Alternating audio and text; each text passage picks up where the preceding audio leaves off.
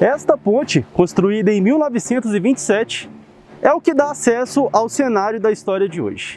Teorias conspiratórias começaram a ser criadas. Ao solicitar a autorização para filmar aqui dentro, este caminho nos leva até um local que ficou marcado na história da capital mineira e cenário do vídeo de hoje.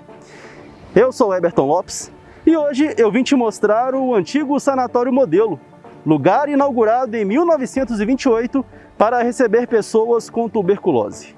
Mas antes de continuar, deixe o seu like, inscreva-se no canal e ative as notificações.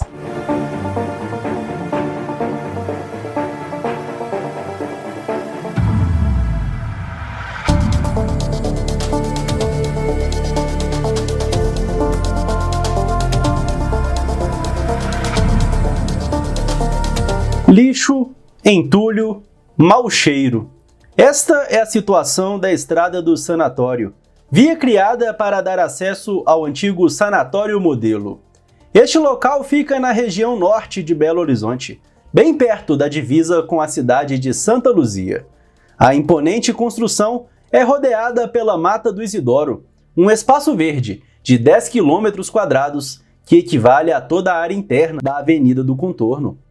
Além de plantas, árvores, flores e diversos animais, a região possui mais de 30 nascentes de cursos d'água, que infelizmente muitos estão poluídos, e conta com uma comunidade quilombola. Esta ponte, construída em 1927, é o que dá acesso ao cenário da história de hoje.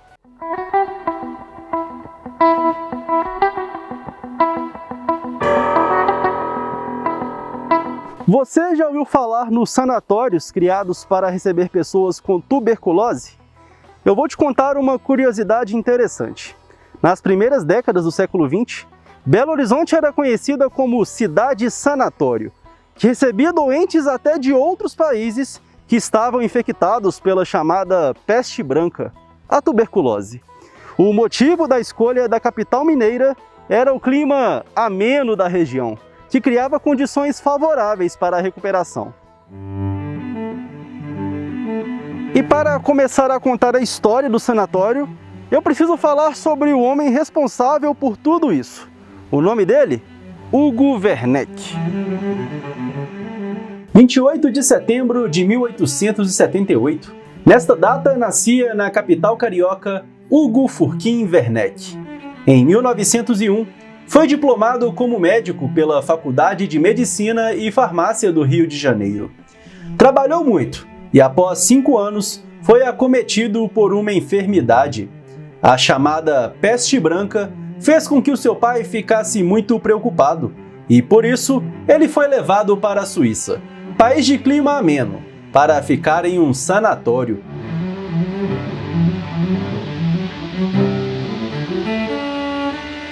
Ele foi se restabelecendo e, antes de voltar ao Brasil, passou pela cidade de Londres, que enfrentava um inverno rigoroso. O organismo de Hugo Werneck não aguentou o frio inglês e o jovem médico teve uma recaída. Hugo Werneck voltou para o Rio de Janeiro e, quando chegou lá, foi aconselhado por um amigo para vir até Belo Horizonte, pois o clima da cidade poderia ajudar na recuperação da sua enfermidade. E assim o fez. Em 21 de novembro de 1906, o médico chegou na nova capital de Minas Gerais. Foram 2 anos de repouso até o restabelecimento total. Já recuperado, começou a exercer a sua profissão em Belo Horizonte. Em 1908, associou-se ao cirurgião Dr. Cornélio Vaz de Melo e passou a trabalhar no seu consultório. Ainda em 1908, aceitou o convite do provedor da Santa Casa de Misericórdia de Belo Horizonte para ser clínico e 8 anos mais tarde assumiu o cargo de provedor. Na Santa Casa, organizou os serviços de cirurgia devido à sua grande prática obtida no Rio de Janeiro. Executou grandes cirurgias abdominais e ginecológicas, sendo pioneiro em ginecologia e obstetrícia, por ter criado a primeira enfermaria de ginecologia do Brasil. Em 1911, fundou com alguns colegas a Faculdade de Medicina de Belo Horizonte e seguiu contribuindo cada vez mais para os serviços de saúde na capital mineira. Em 1916, inaugurou a maternidade Hilda Brandão, anexa à Santa Casa. O reconhecimento do seu trabalho foi rompendo fronteiras e, em 1918, tomou posse como membro da Academia Nacional de Medicina. Em 1920, iniciou a construção do Sanatório Hugo Werneck, anexo à Santa Casa, inaugurado em 1922 e que passou a se chamar Hospital São Lucas, destinado exclusivamente a pacientes pagantes. Hugo Werneck continuou como provedor da Santa Casa até ser eleito diretor da Faculdade de Medicina e quando inaugurou o Sanatório Modelo.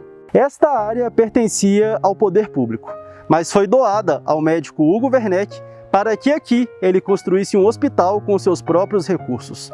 Este local, chamado na época de Sanatório Modelo, foi inaugurado na década de 1920 e atendia pessoas com tuberculose, uma doença muito comum na época. Infelizmente, a atual administração do local não autorizou a minha entrada para registrar imagens.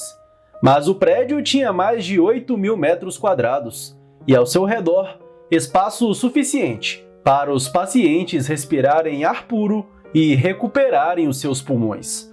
A capacidade era para 180 leitos, mas durante a epidemia de tuberculose, chegou a acolher mais de 250 enfermos.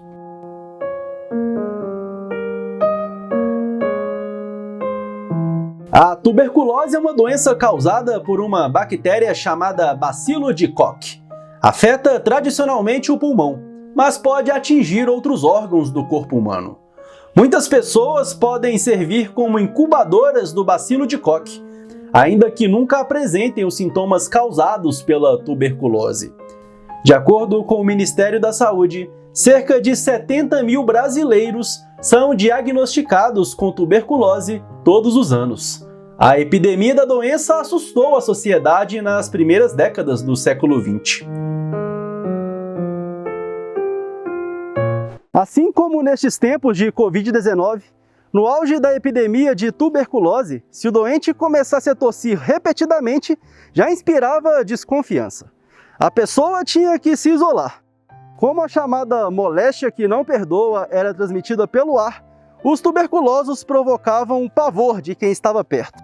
E até mesmo os familiares que iam visitar os doentes tinham que fazer isso de longe.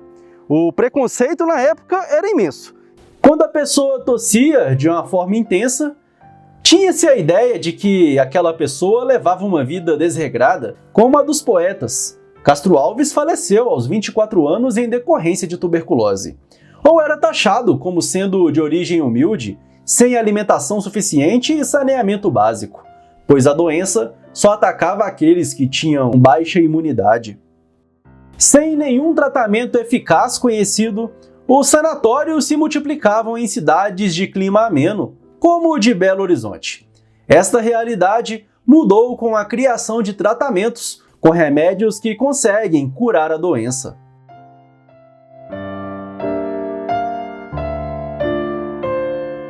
E uma curiosidade assustadora.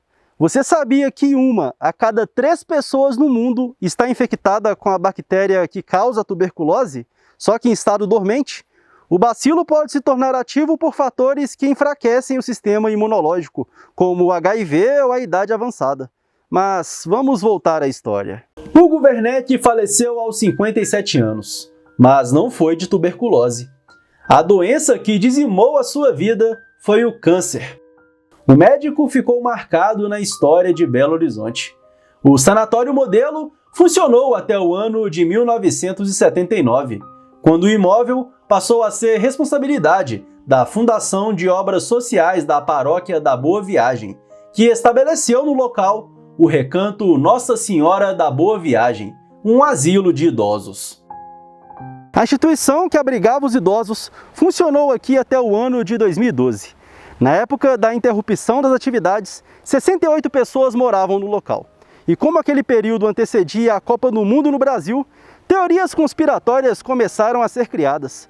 Uma reportagem publicada em um jornal afirmava que os familiares dos internos suspeitavam que este local daria lugar a um empreendimento para a Copa do Mundo, ou serviria de abrigo para os moradores de rua durante a competição.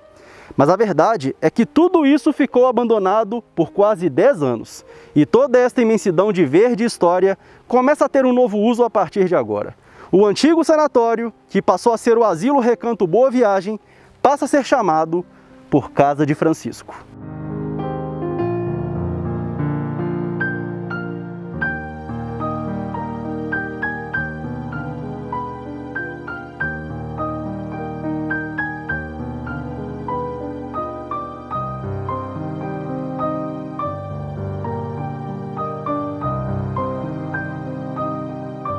A Casa de Francisco, que de acordo com o site da instituição, tem como objetivo promover a educação ambiental de crianças e adolescentes, é mantida pela Arquidiocese de Belo Horizonte.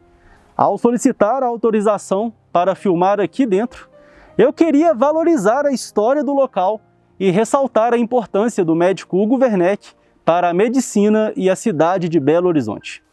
Eu sei que o Vim Te Mostrar ainda é um canal pequeno, e eu estou trabalhando muito para levar os nossos conteúdos ao maior número de pessoas com a melhor qualidade possível, com ética e profissionalismo. Eu cheguei a oferecer o roteiro deste vídeo para que o responsável visse que o meu objetivo não era depreciar e muito menos fazer sensacionalismo. Se eu estou aqui, é porque eu tenho uma história que merece ser contada. E foi isso que eu fiz.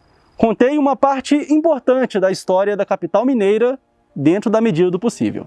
Confesso que eu estou chateado por não ter conseguido mostrar o local como está atualmente, mas eu espero que você tenha gostado deste vídeo. E se gostou, por favor, deixe o seu like, inscreva-se no canal e ative as notificações. E não deixe de nos acompanhar nas redes sociais, Facebook e Instagram, e o nosso arroba é o Vim Te Mostrar. E se você tiver sugestões de temas interessantes, deixe nos comentários, pois são muito bem-vindas. E mesmo que não nos deixe entrar, eu vou pesquisar, vou dar o meu melhor para levar um conteúdo de qualidade para você. Um grande abraço, muito obrigado pela sua audiência e até o próximo vídeo.